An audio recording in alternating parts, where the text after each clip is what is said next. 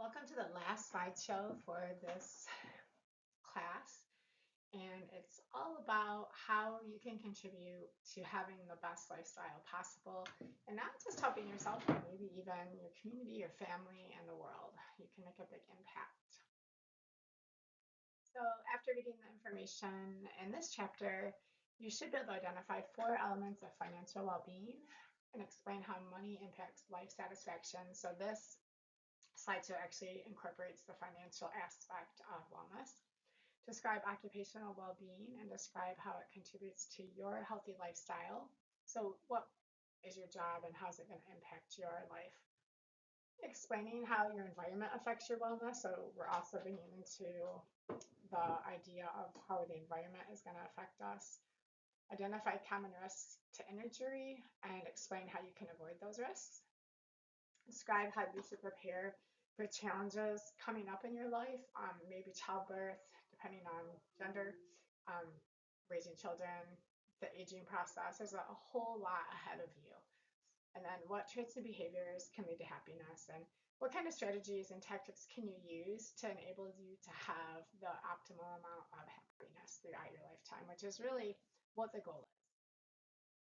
So, besides your physical health, what are other aspects that can interfere with living a healthy lifestyle? So, you might think of things like school, what job you have, what kind of relationships you have.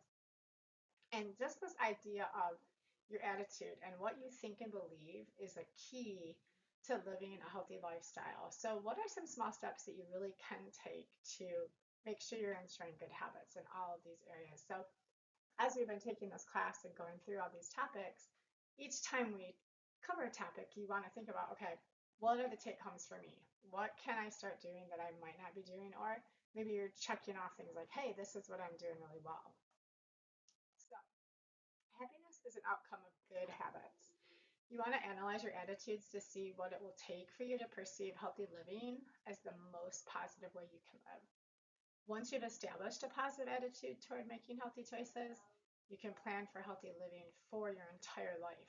So it's really about the habits you're making, trying to get that best base, so to speak, to kind of build upon so that you can reduce vulnerability of things going wrong, you can plan for that healthy living for your entire life, and just keeping that positive attitude in check.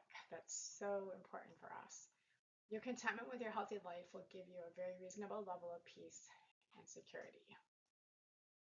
So I love talking about the idea of money and happiness. We hear about Can't Buy Me Love. You hear, songs all the time about money and you think of happiness. And some of us really fully believe like the more money I have, the happier I'm going to be. But money can buy a certain amount of life satisfaction because it makes it easier to cope with life's everyday needs and pressures. But being extremely wealthy doesn't guarantee happiness because the money point that they have found kind of starts flipping is 75,000 a year. Once someone starts making more than that, they really have not found an increase in their happiness. So it's important to think about, we sometimes we think, well, we'll be happy if I have a job that makes this many digits. But really, it might not make a difference in that person's life. Poverty is obviously linked to an increased risk to health. That's mostly because people that are in that level might not be getting their checkups and their health care, which can make a huge difference. And they might not know, maybe they haven't taken classes and know how to take care of themselves. So life satisfaction may not keep growing with higher incomes, which I thought was a very interesting concept. So financial wellness is really important in our lives, and there's lots of elements for specifically that we can think about when it comes to being financially well.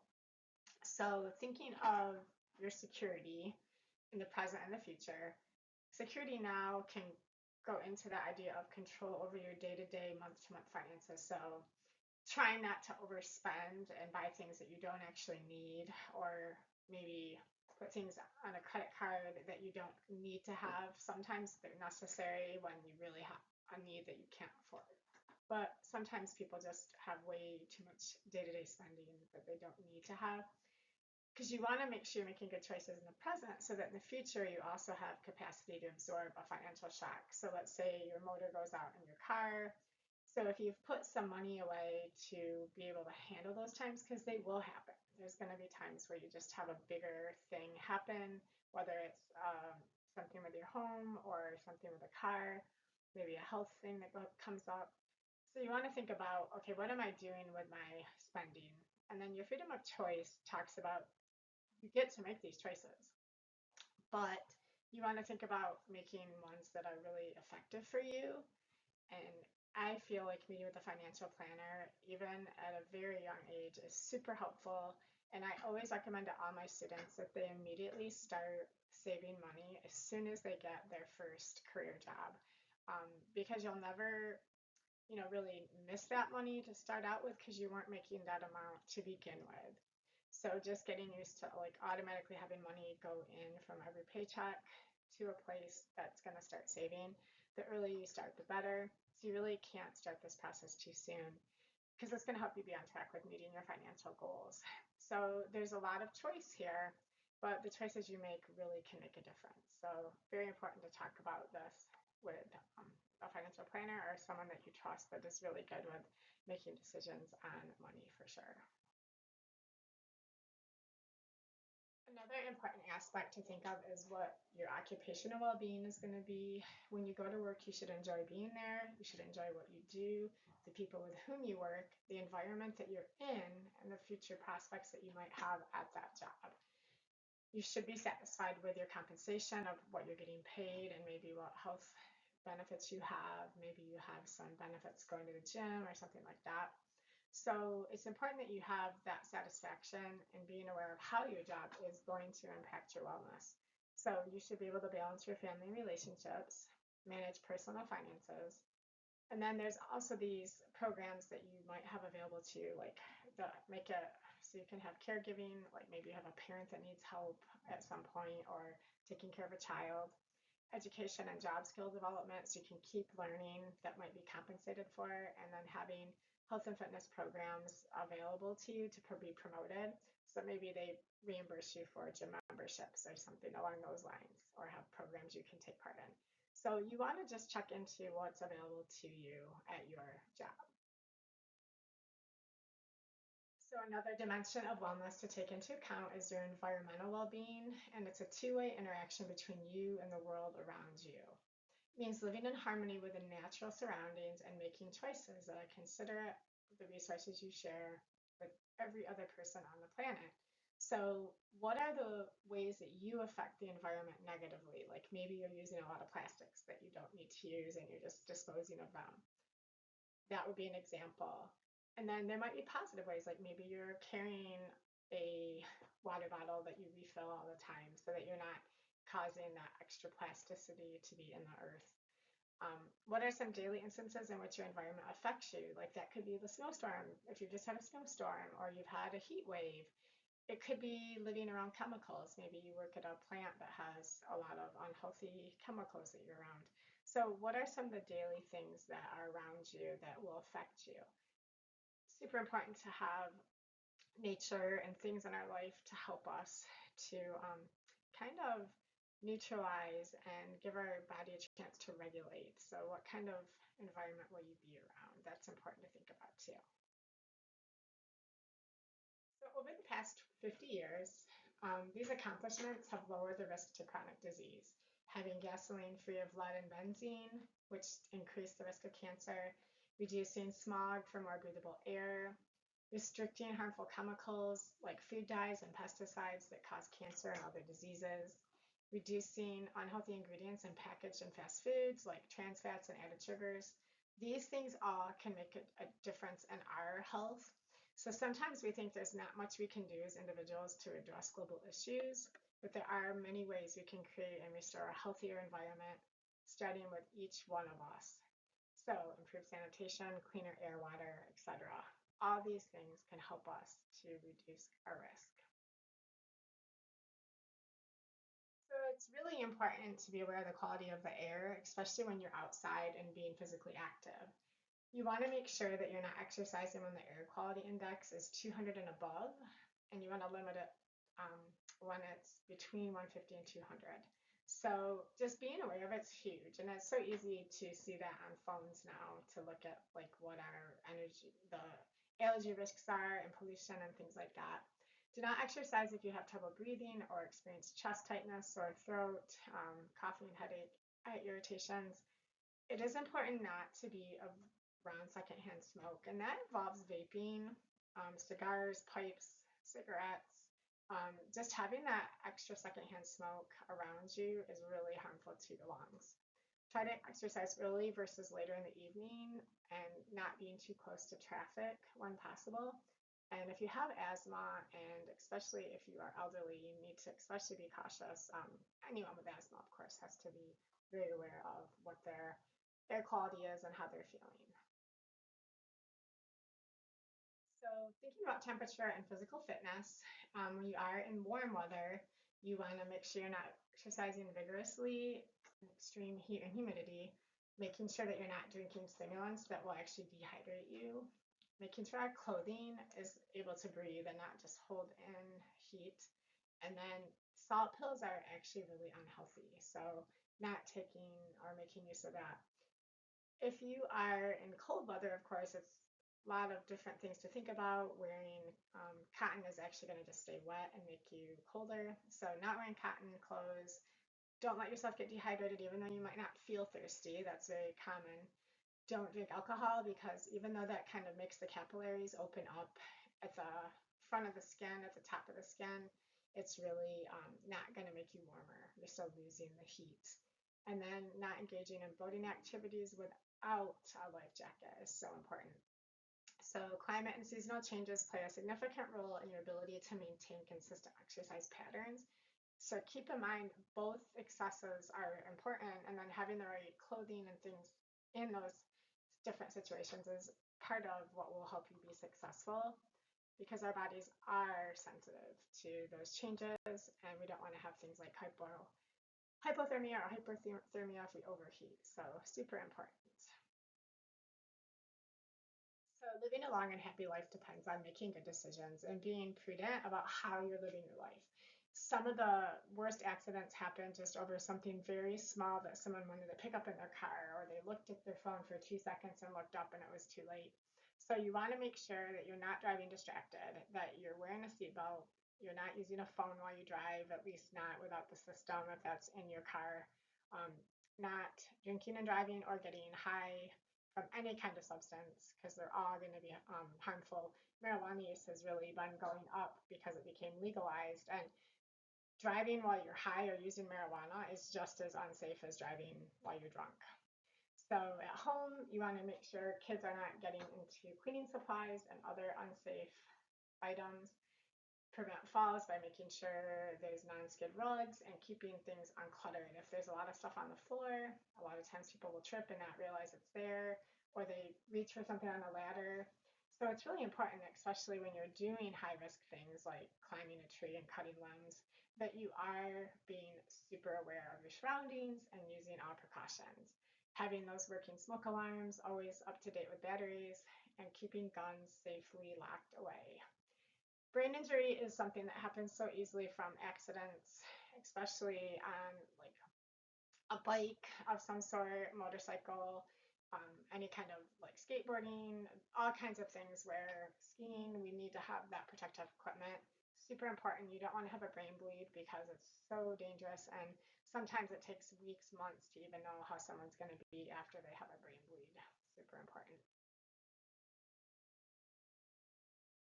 So, if pregnancy is in your future at some point, obviously this can impact any gender if they're going to be helping to support someone that is pregnant, even if they are not personally. The most important thing you can do is find supportive people that you can trust and you know they have best interests in mind. So, implementing physical activities as fun is also something that's going to be really good for children that you're around as they're growing up, whether you're an aunt, an uncle, a parent.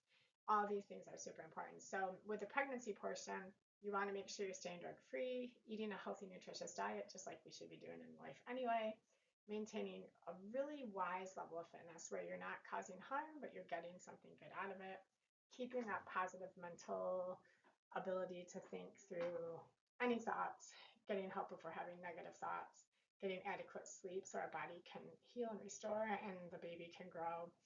If you're raising a child, you want to make sure that you're trying to get them moving and having fun, getting outside, helping them develop skills to be successful as they get older, and learning how to play games that they can play with other people too. So try to find as many activities as you can enjoy together with children, just so that they can also get used to exercising and having it not be something that they are against doing, but they actually look forward to. So aging, what part of aging worries you the most? Some people really are worried about just the getting old and that aging process. And what can you do to overcome this worry if that is something that's in your mind? And how can you maintain a whole body wellness even as you get older? So the next slides are going to kind of focus on that just a little bit, because few factors contribute as much to successful aging as having a physically active lifestyle, which is going to be a key component. So as you're preparing for aging, there's no need to fear it. Stay physically active throughout your life, and you will surely reap the benefits every day, even as you age. So be physically active. Keep moving. Your joints were made to move, not to be still. So it's super important we're moving them, keeping them lubricated, eating well, stimulating our mental curiosity by always learning, having that neuroplasticity where we can constantly be engaging in new activities, learning new things, and then reducing distress as much as possible and staying positive is a very key component of aging. So the science of happiness is the idea that these three main components work together: our relationships in our life, our personal health, and the purpose that we feel we have. It's super important that no matter what age you are, you're always feeling that sense of purpose and things that you can do to give back. Maybe you volunteer. Maybe you have a small business that you're running, something that's just keeping things very important for you. Maybe you go to a certain business and you help them. So whether you're younger and finding happiness through purpose or older, it's always an important aspect in our life. We are most likely to be happy if we can keep these three things in balance. That's important. So to find optimal health, being grateful is one of the best steps. I teach yoga, and one of the things I end every single class with is having my students in their own mind think of at least one thing that they're grateful for, and that makes a huge difference in how they look through the rest of their day. So the science of happiness has some traps that can be involved. One of them is some people think you can buy it, which we kind of talked about in an earlier slide about how really money isn't going to buy happiness. Trying to find it just through the act of seeking pleasure. And this can be really a harmful thing because some people think, okay, if I just get high again, I'm going to feel happy. Or if I just do this thing, it can be an addictive thing. And really, just the act of having pleasure itself isn't truly going to bring pleasure to someone. So that's a trap. Trying to be happy by resolving the past. Like maybe something went wrong and you're trying to fix it, and you think as soon as I fix that, it's going to be better. But what they have found is it's not really going to help them focus on the present moment. And yes, it might be something that they need therapy for or something to work through, but always being stuck in the past is not going to help you be like presently at peace. Trying to be happy by overcoming something you're really bad at doesn't mean that you can't work on becoming better, but don't think that just because you're weak at something that you will definitely be happy the minute you've worked through just that one thing. Super important to understand that there's going to be more to happiness than just working on all your weaknesses. And then trying to force it, like, and just say, every day I'm just going to think happy thoughts. That's not really going to work. And especially if someone has depression, they're going to need more than just telling themselves, turn your frown upside down kind of stuff. So super important to think about, you're going to need more to it. When our lives reflect the qualities of happiness in our life, that's when happiness will actually find us. So in what ways will you be able to find more happiness? Life will always have challenges. It's going to have difficulties and overwhelming hardships. Being happy does not mean that there's an absence of these obstacles. In fact, it's okay that you're going to have obstacles. They're going to happen. Happiness comes when we are grateful to be who we are and we value living a healthy lifestyle, having positive relationships, and knowing our life has purpose and meaning. So think about, how has your perspective on wellness changed throughout this whole course and how it really impacts your body? What will you continue to do? What are some habits that you've already established that are working well, they're going to serve you well? What changes in your life will you include that you're noticing have not been helping you? And how has this course affected your well-being overall, your whole body well-being? Make those changes as you can. So moving forward, keep working on developing personal financial practices that promote all the dimensions of your well-being. Prepare for an occupation that enables you to live a balanced and fulfilled life. So make sure it fits well with your family and what things that you believe in. Develop the skills and make a commitment to being physically active now and for the rest of your life. Be aware of the environmental factors that will affect your healthy lifestyle and try to make sure that you are surrounding yourself with that environment. And be happy and enjoy living your healthy life.